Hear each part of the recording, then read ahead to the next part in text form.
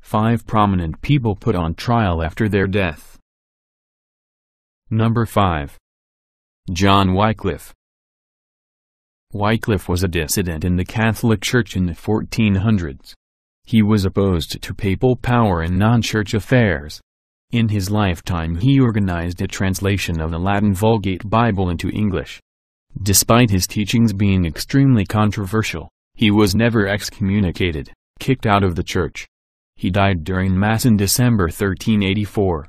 The Council of Constance declared Wycliffe, on May 4, 1415, a stiff-necked heretic and under the ban of the Church.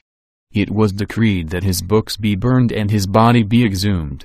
The latter did not happen till 12 years afterward, when at the command of Pope Martin V they were dug up, burned, and the ashes cast into the river Swift that flows through Lutterworth.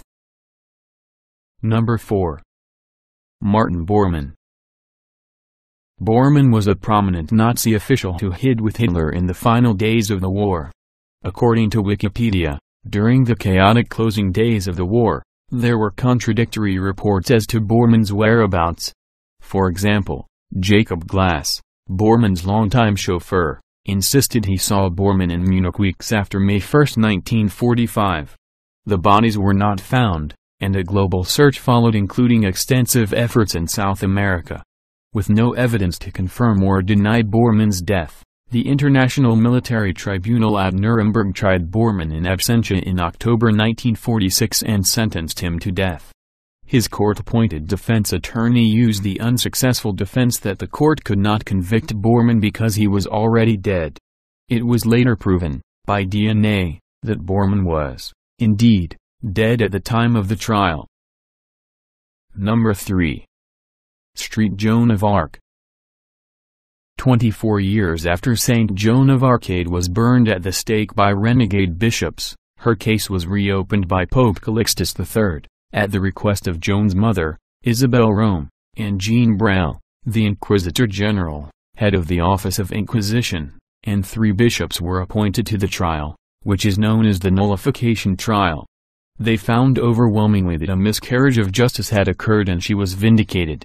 The final summary, in June 1456, describes Joan as a martyr and implicates the late Pierre Cauchon with heresy, believing things contrary to the Catholic Church beliefs, for having convicted an innocent woman in pursuit of a non-religious vendetta. 500 years later she was declared a saint by Pope Benedict XV. Number 2. St. Thomas Becket. St. Thomas Becket was the Archbishop of Canterbury in the 12th century. St. Thomas fought against reforms by King Henry II, who wanted to reduce the ties of the clergy, priests and monks, to Rome. Consequently, Henry II ordered the man killed. He was executed in the cathedral. Henry II later repented of his crime. Some 300 years later, King Henry VIII, who had broken from the Catholic Church and created the Anglican Church because he could not divorce his wife, ordered St. Thomas Bones to be put on trial, a trial in which Becket was found guilty of treason. His bones were publicly burnt and his burial place desecrated. Ironically, the Anglican Church consider him a saint and venerate, worship, him. Number 1. Pope Formosus. Pope Stephen VI was made a bishop by Pope Formosus, who, during his reign, was excommunicated for leaving the papal seat and conspiring to destroy the papal see, in other words, leaving the Vatican in an attempt to escape from being pope.